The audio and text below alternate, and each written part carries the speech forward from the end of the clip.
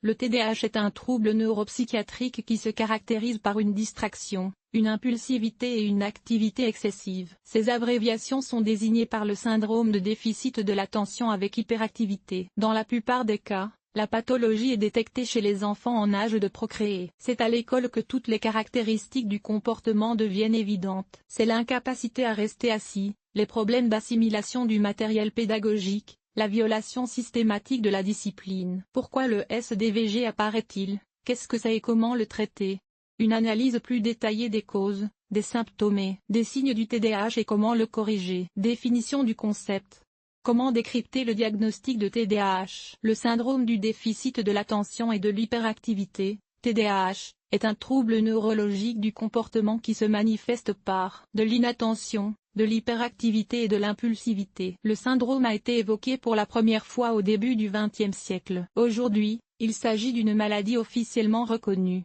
Dans la CIM-10, le TDAH fait référence à un vaste trouble, F90. Le code F90.0 lui est attribué. Toujours dans la CIM-11, il est attribué à un trouble neurogénétique dans lequel l'esprit se dérègle et donne des réactions pathologiques aux informations sensorielles externes. Qu'est-ce que cela signifie si le diagnostic de TDAH est posé par un neurologue ou un psychologue? Les enfants atteints de TDAH n'ont pas de problème dans la sphère intellectuelle, mais dans la sphère émotionnelle. Le cerveau humain est différent des syndromes de déficit de l'attention et d'hyperactivité en raison d'une production insuffisante de certaines substances biologiques. Les troubles biochimiques du cerveau entraînent des problèmes d'attention, d'assimilation des informations et de persévérance. L'enfant ne peut pas se ressaisir, arrêter la pluie, s'asseoir normalement ou faire d'autres choses de ce genre dictées par les parents.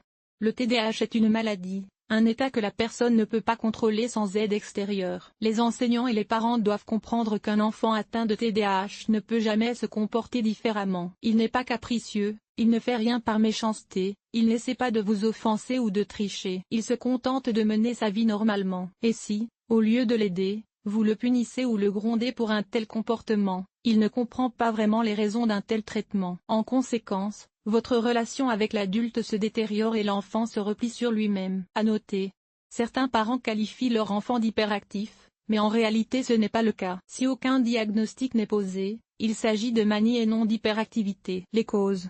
En psychologie, il est d'usage d'identifier plusieurs causes au TDAH. Il s'agit souvent de l'influence de plusieurs facteurs à la fois. La génétique.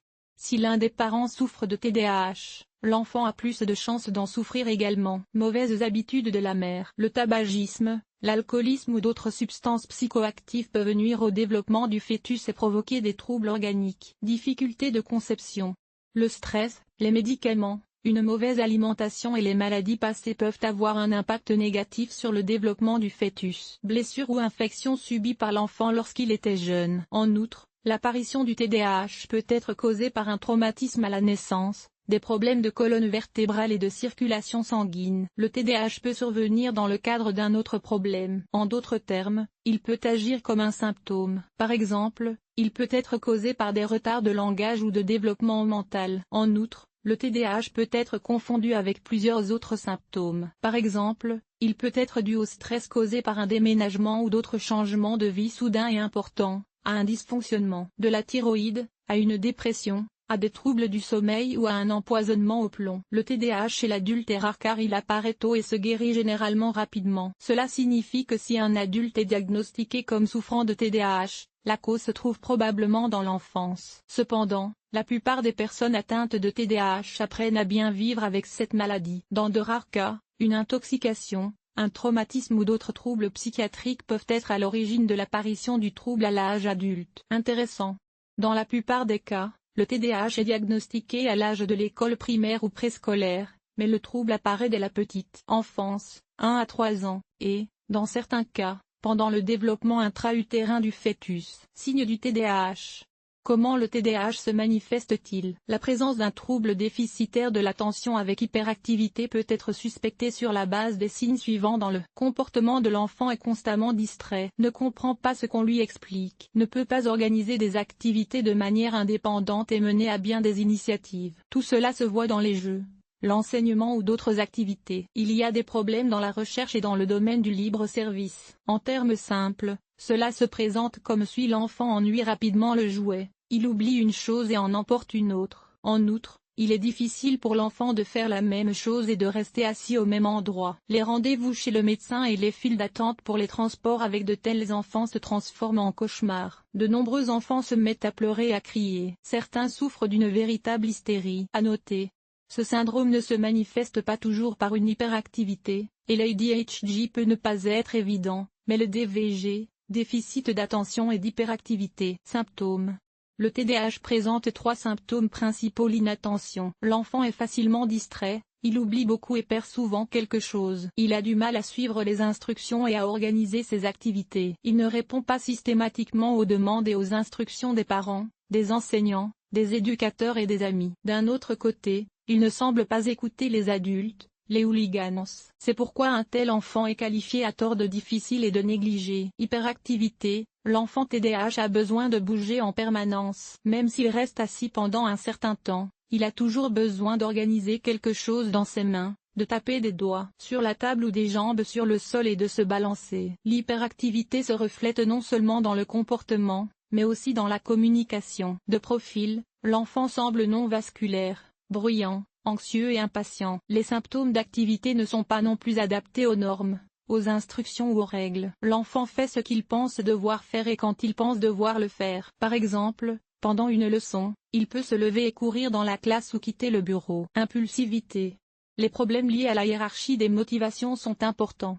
La personne atteinte de TDAH est gouvernée par ses désirs. S'il veut quelque chose, il n'est pas prêt à attendre un instant. Pour parvenir à ses fins, cet enfant crie, insiste, interrompt et fait preuve d'agressivité physique. Il n'est pas prêt à faire des compromis. Les experts notent que les symptômes du TDAH sont plus prononcés chez les filles que chez les garçons. En outre, l'hyperactivité peut ne pas être perceptible du tout. En d'autres termes, seule la distraction et l'inattention subsistent. Les symptômes du déficit d'attention chez les adolescents ne diffèrent pas de ceux diagnostiqués chez les enfants. La seule différence est que les changements hormonaux naturels de la puberté rendent les enfants encore plus distraits et agressifs. En pratique, il existe différents types de TDAH. Selon le type de syndrome, la pathologie varie légèrement. De nombreux symptômes secondaires s'ajoutent aux 3 principaux types de symptômes. Le type classique. Il se manifeste par l'instabilité, la distraction et la désorientation. Type inattentif.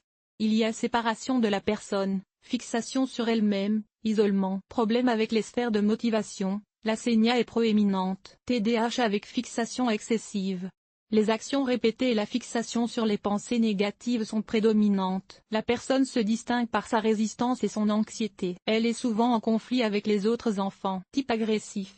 La personne se distingue par une anxiété et un tempérament accru. Elle a l'impression que les autres lui veulent du mal et qu'ils la critiquent et l'humilient constamment. Type édulcoré ou mélancolique. La personne se distingue par son isolement et la sous-estimation de son estime de soi. Le problème de la neige est prononcé. L'enfant cherche à s'isoler de la société. Intéressant. Les statistiques montrent que les symptômes du SDVG sont observés chez 6% de la population, mais que seuls 2% d'entre eux sont pris en charge. Diagnostic du syndrome de déficit de l'attention. Le TDAH est une maladie, un trouble neurologique. Il doit être traité, mais d'abord correctement diagnostiqué. Comment le TDAH est-il déterminé et diagnostiqué? Un diagnostic de TDAH est posé lorsque 3 symptômes clés, inattention, hyperactivité, impulsivité, ou au moins l'un d'entre eux, apparaissent constamment pendant au moins 6 mois dans des situations et des conditions différentes, interférant avec la socialisation, l'adaptation et la vie humaine. Pour poser un diagnostic, il faut observer attentivement l'enfant. Il est préférable de confier cette tâche à un psychologue, un psychiatre ou un neurologue. Lui seul peut déterminer avec précision les glissements, les déplacements développementaux, le comportement de l'enfant, de l'adolescent ou de l'adulte. Le diagnostic repose sur l'observation de l'enfant et la communication avec son environnement direct. Les experts recueillent les antécédents de toute la famille. En outre, un diagnostic différencié est effectué. Cela signifie que le psychologue distingue le TDAH des pathologies et conditions similaires. De nombreuses personnes s'intéressent à la question suivante. Comment comprendre que vous souffrez d'un TDAH? Il n'est pas facile de s'en rendre compte soi-même, surtout chez les enfants. Chez les adultes, les caractéristiques anxieuses comprennent une distraction accrue, l'oubli, la nervosité et l'excitabilité. Si l'on soupçonne l'existence de ce syndrome, il faut se pencher sur les souvenirs de l'enfant. Peut-être que certaines difficultés ont toujours existé, mais que vous n'y avez pas attaché d'importance. Intéressant. Certains parents commencent à soupçonner eux-mêmes le SDVG lorsqu'un tel diagnostic est posé par leur enfant. Et parfois, ces soupçons se confirment. Traitement du TDAH.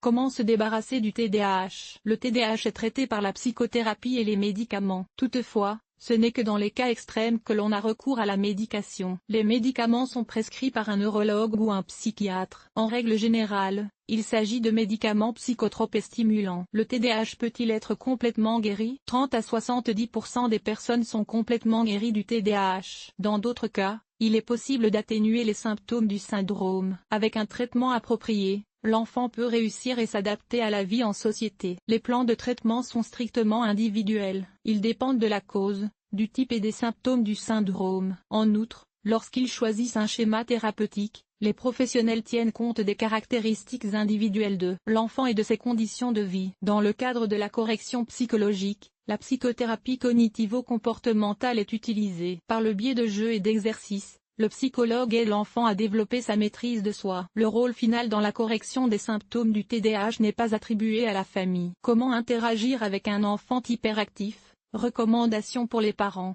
Créer des modes de journée, de sommeil et d'éveil. Aidez votre enfant à les observer. Créer des instructions sous forme d'affiches, de tableaux, de graphiques, de posters, par exemple. Il est particulièrement important de surveiller le respect des horaires de sommeil, car le manque de sommeil peut rendre les enfants encore plus absents. Choisissez un régime alimentaire. Avec l'aide de produits, la biochimie du cerveau peut être régulée. Dans le cas du TDAH, il est recommandé de consommer plus de protéines et moins d'hydrates de carbone, en particulier les plus simples. Et pour que les enfants soient plus enclins à suivre les règles de la force, toutes les familles doivent adhérer au régime établi. Optimiser l'espace dans la chambre de l'enfant. Veillez à ce que tout soit simple, compréhensible et pratique. Créer un ordre qu'il n'est pas facile de détruire. Éliminer les distractions.